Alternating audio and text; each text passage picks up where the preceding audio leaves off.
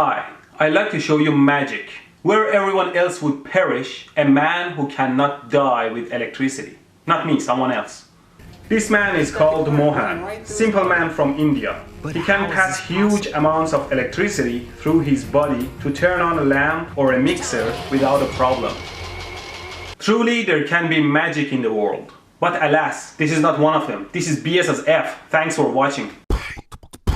What? Do you want me to add anything to this? This is absolutely fake. I do like to believe in magic, but there is not a single creature in the universe that can pass this amount and form of electricity through their body and survive.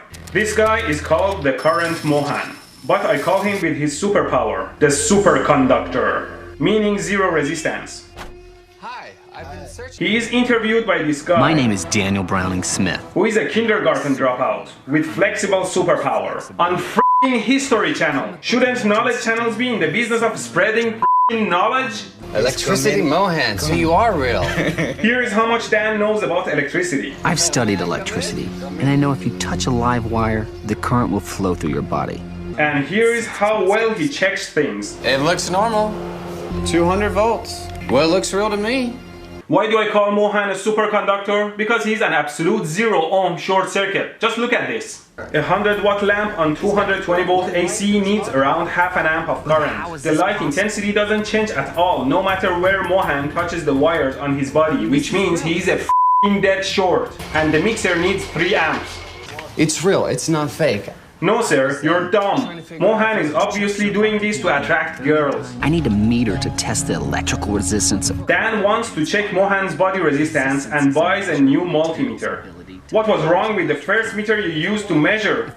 It was rigged, wasn't it? And now Dan discovers the obvious nail in the coffin of this myth. Why don't we test your resistance of your skin? How's that? I'll test me.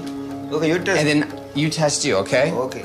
And I am 0.18.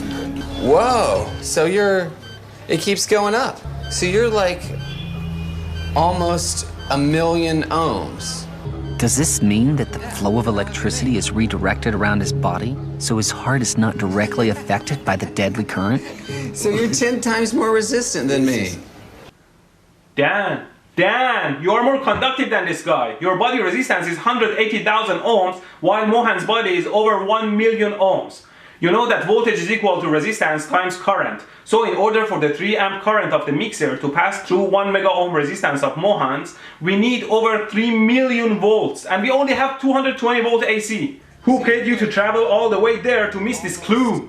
I'm so sure of this. First, I would touch the same wires Mohan touched, and then maybe do some probing around and check his fake circuits. But that's not all. They sent a new set of idiots to do the same thing. And this time they brought an independent expert, who obviously has his hand in Mohan's tricks. So I call him Culprit Fake Man. Mohan proves the current is flowing. For sakes, narrator, the tool is showing Mohan is a live wire. There is no current flowing yet.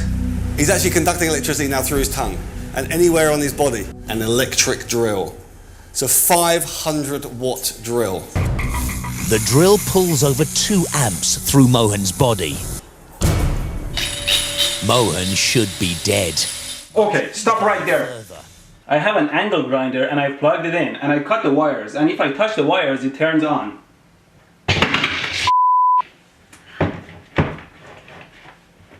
Trying again. Do you see those large sparks?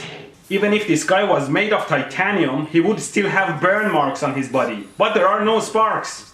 I've never seen anything like that in my life. You should get out more, man. Electric shock causes blood pressure to plummet.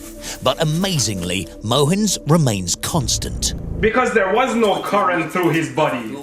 I know this guy is fake easily because, you know, I know better.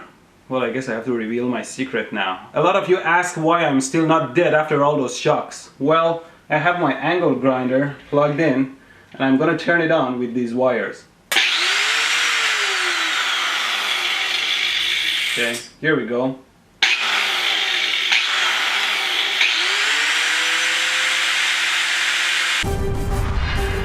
I've never seen anything like that in my life. No, people, stop believing in crap. I just shorted a capacitor to have the spark effect, And I had a switch under my foot to turn on the grinder. Now I know Mohan didn't switch the power himself, and I don't think he can design a touch-activated power supply. So my guess is that culprit was in another room watching when Mohan was touching the wires to his body, switching the power on and off. If you need more proof, give Mohan to me. I'll electrocute him to the moon and beyond. I'd like to thank circuit specialists for providing some of my favorite tools, and they also provide a Handtech 2-channel 200 MHz scope to my eligible patrons at patreon.com. Awesome!